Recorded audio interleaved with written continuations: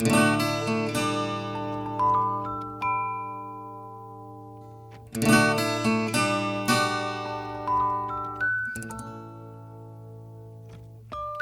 was a time when you were so young and walked in that way that made you feel they loved you, all seeing they say you're going wrong if that game you don't play, and that the song I sing will lead you astray.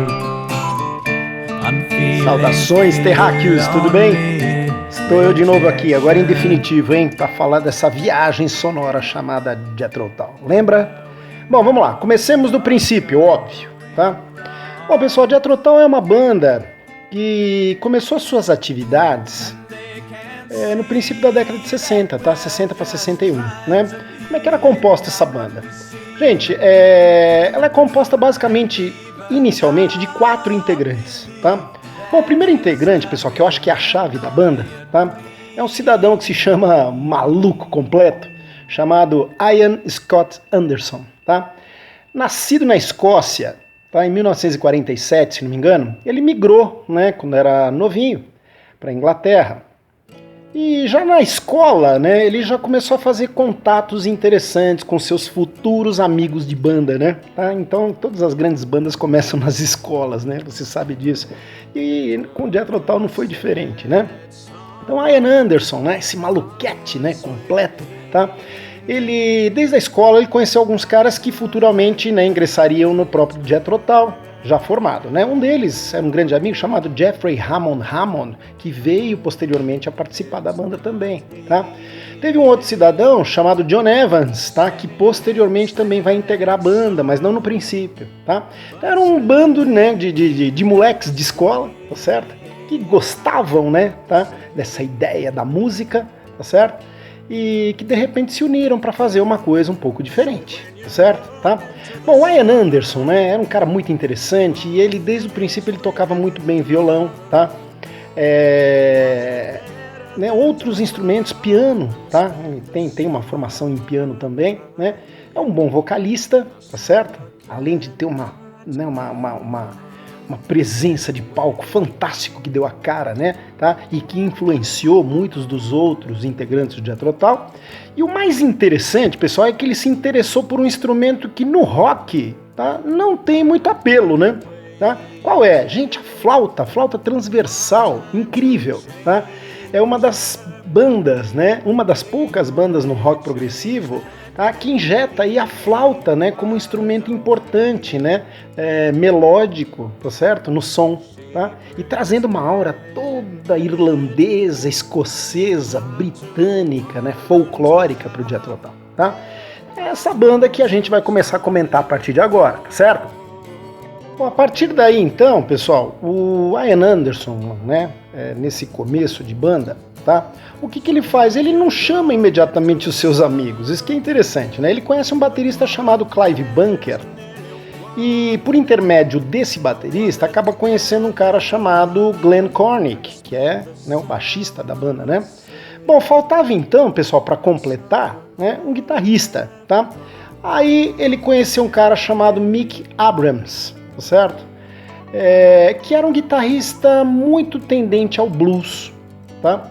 Bom, a partir daí o Jethro Tull se forma, né? Então o início da década de 60 é basicamente o quê? Essa formação, o Mick Abrams na guitarra, Glenn Cornick no baixo, Clive Bunker, né, na bateria, e aí o Ian Anderson fazendo incursões aí interessantes num violão, né?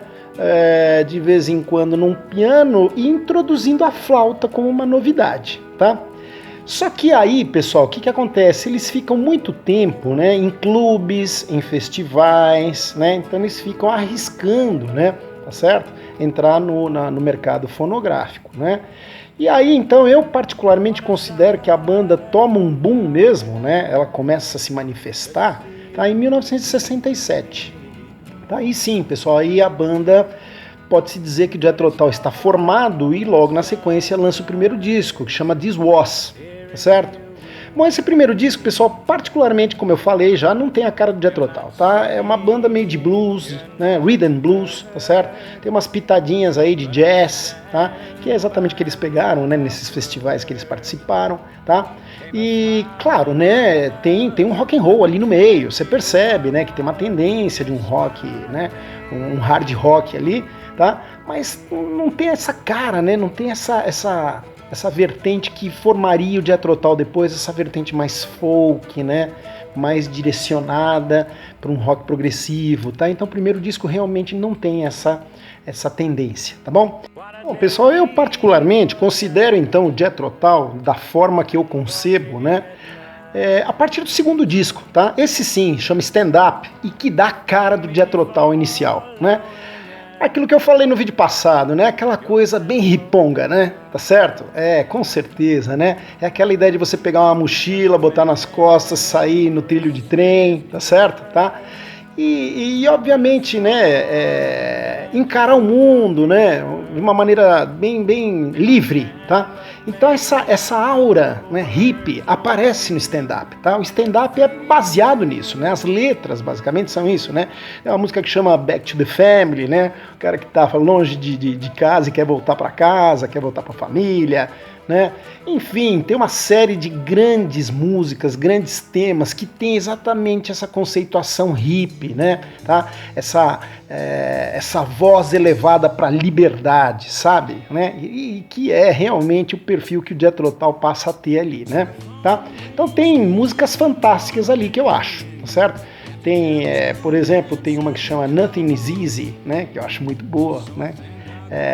Que mais? Tem Looking to the Sun, tá? Eu acho uma música maravilhosa. Reasons for Waiting, tá? Então bem aquela conceituação hippie mesmo, né? Aquele clima muito de paz e amor, né? Tá? E aí você vê que o visual do Jethro Tull começa a ter essa forma, né? Tá? O Ian Anderson começa a ser uma mistura, uma coisa muito interessante, né? É uma mistura de um mendigo medieval, né? Com uma pitada de elegância vitoriana, sabe? E obviamente uma coisa moderna por ser hippie, né? Então uma coisa assim fantástica, e essa ideia, né? Ela se espalha para os outros integrantes, né? E aí você vê o Glenn Corn, que é o mesmo esquema, né? Tá certo? O Clive Bunker, a mesma coisa, né? Então é interessante, só que olha que interessante, né? Nesse segundo disco, pessoal, o Mick Abrams não participa mais. Aí tem uma curiosidade interessante, qual é? Quando o Mick Abrams saiu no primeiro disco, This Was, tá? O que ocorreu foi o quê? Foi uma instabilidade na guitarra, ninguém sabia o que fazer, né? O próprio Ian Anderson arriscava de vez em quando e tal. Mas aí o que aconteceu? Uma curiosidade interessante é que entrou um cara, tá, para fazer um teste, tá, e que acabou ficando 2 ou 3 semanas na banda. Era um outro guitarrista que já tinha uma banda formada, né? Já tinha uma semente de banda, né? A banda dele chamava Earth, que futuramente, né, passou a se chamar Black Sabbath. Isso, pessoal, Tony Iommi. Tony Iommi foi o cara que fez um teste para entrar no Jethro Tull, né, com a saída do Mick Abrams. Ele acabou ficando 2 semanas e participou de um evento importante, né, que tem vídeo sobre isso, tá? É um evento que chamava Rock and Roll Circus, né? Se não me engano, foi promovido pelos caras dos Stones, né? Tá? Mick Jagger e companhia. E aí algumas bandas participaram, Eric Clapton tava lá, tá? Essa galera toda, né? E olha que interessante, o Jethro Tull faz uma apresentação, pessoal, tá? Com quem? Justamente com o Tony Iommi. Então o Tony Iommi tocou no Jethro Tull, mas logo na sequência saiu e voltou para os amigos dele. Quem são? Né? Ozzy Osbourne, Geezer Butler e Bill Ward, né? O futuro Black Sabbath, tá bom? Mas olha que interessante, quando o stand-up, na verdade, foi gravado, tá? Já existia um outro guitarrista, e esse sim, pessoal, ele passa a ser vitalício, né, na banda, tá? O nome dele é Martin Bear, tá? Só que olha que curioso, o Ian Anderson apelidou ele de Martin Lancelot Bear. E por que do Lancelot? Você sabe, Lancelot é o segundo cavaleiro da Tábua Redonda, né? O maior companheiro do rei Arthur, tá? Então esse nome foi colocado para o Martin Bear, né, esse apelido, porque é como se fosse uma homenagem a toda a trajetória, né, que o Martin Bear teve com o Jethro Tull, porque desde aí, né, 1968 para 69, ele entra na banda e ele tá lá do lado do Ian Anderson até hoje, tá? Então realmente é um guerreiro, né, um companheiro da vida inteira do Ian Anderson, tá? Então essa é a formação de stand-up, né, o Clive Bunker, tá?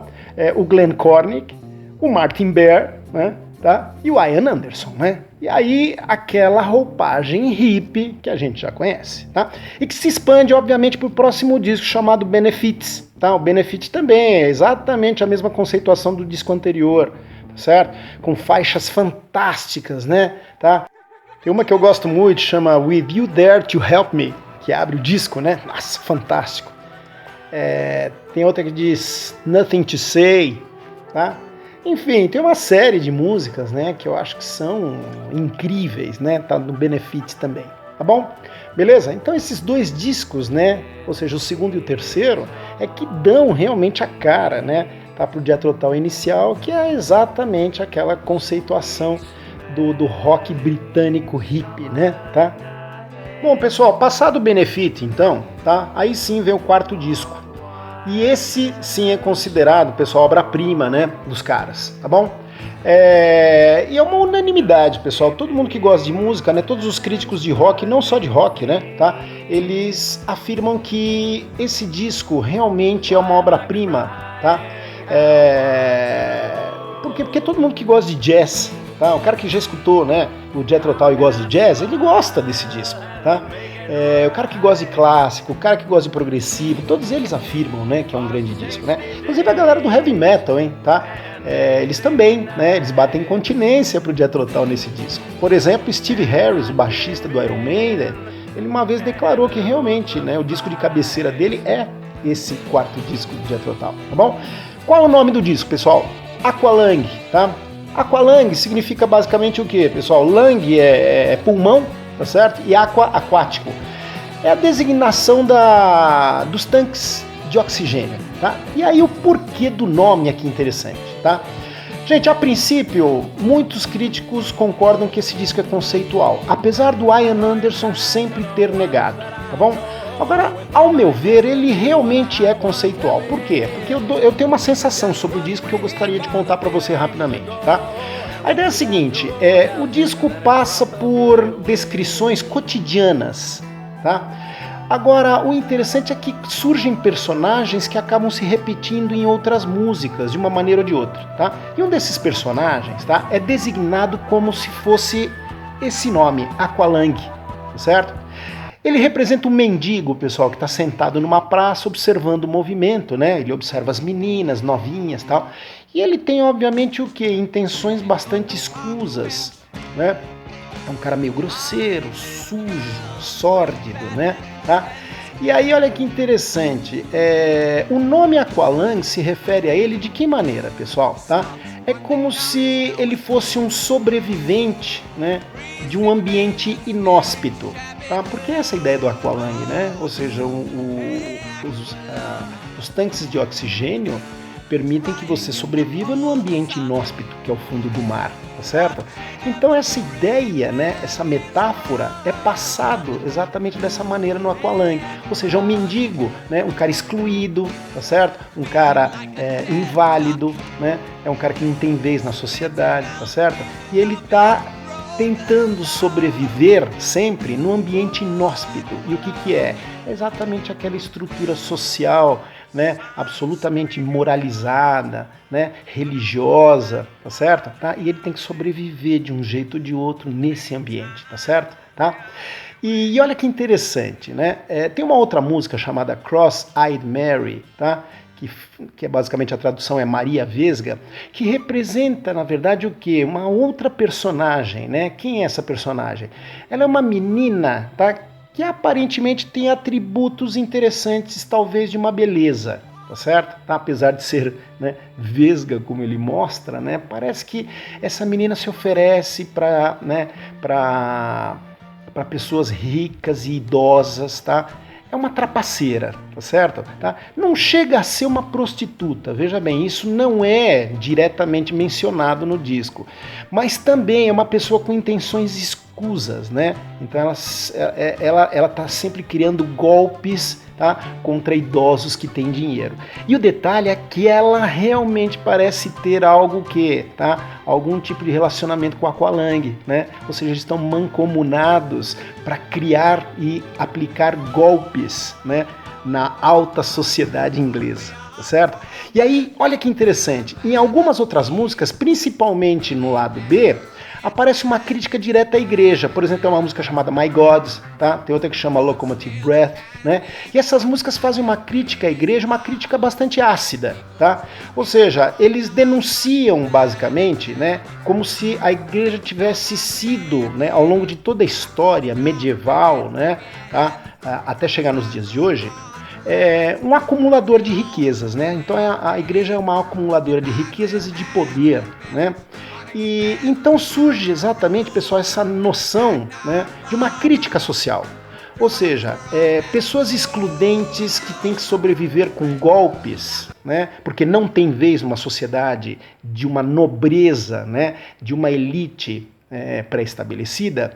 Essas pessoas, na verdade, chegaram a uma situação dessa, por quê? Porque provavelmente, pessoal, as fortunas, né, tá, o dinheiro, foi na verdade mal distribuído, né? E está muito na mão de quem? Da nobreza, né? De uma nobreza representada de forma sacerdotal, tá?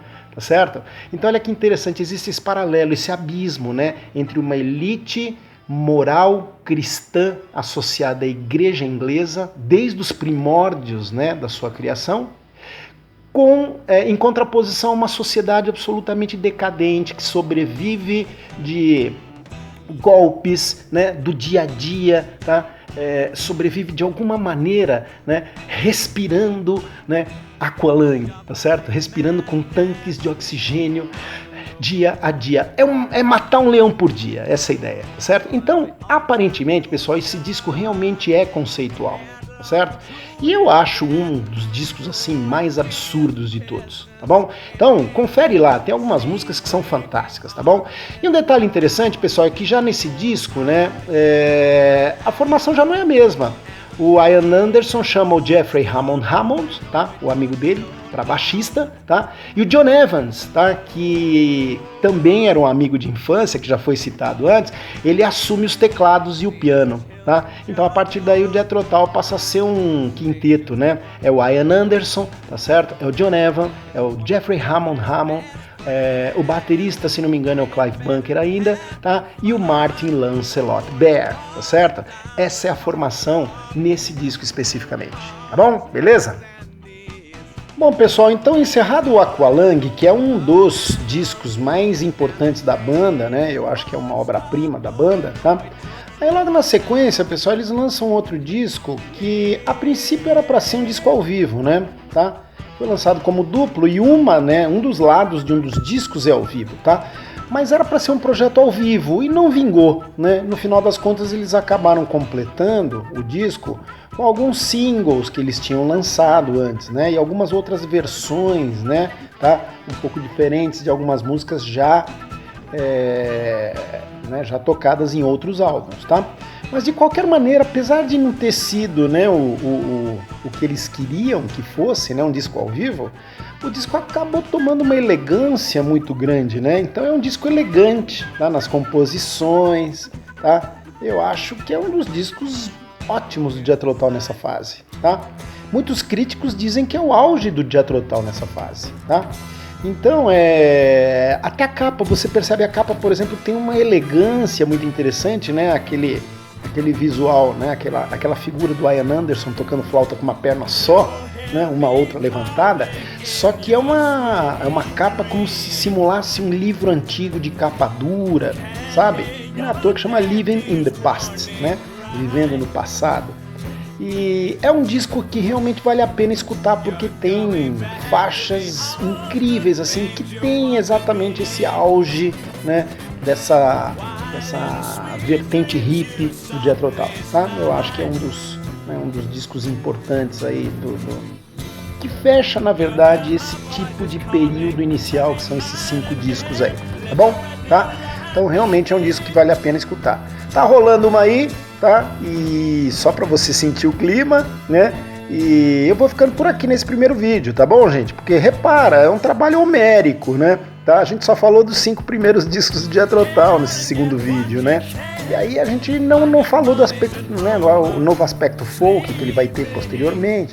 Essa transição a gente não comentou e muito menos comentou na parte final do som do Jethro Tull, que é aquela coisa mais eletrônica. Então aguarde outros vídeos sobre essa banda, pessoal, tá? É realmente um trabalho monumental, né? Tá? Então a gente encerra aí com essa primeira parte. E você que está curtindo o som, opa, aumenta aí, doido, não perde essa não. Um abraço.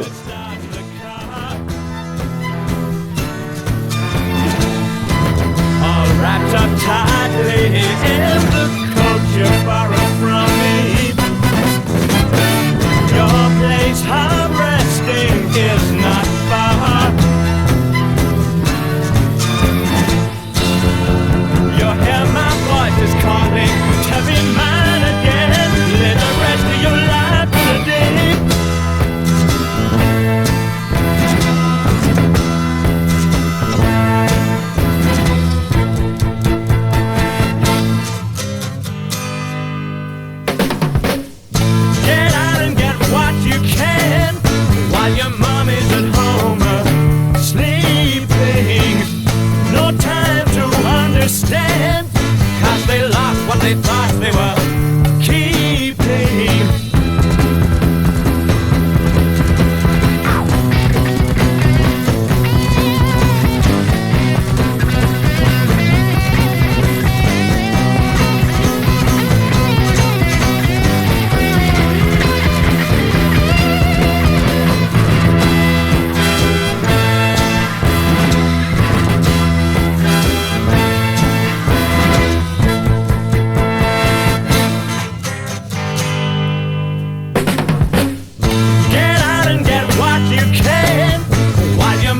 At home, sleeping. No time to understand, 'cause they lost what they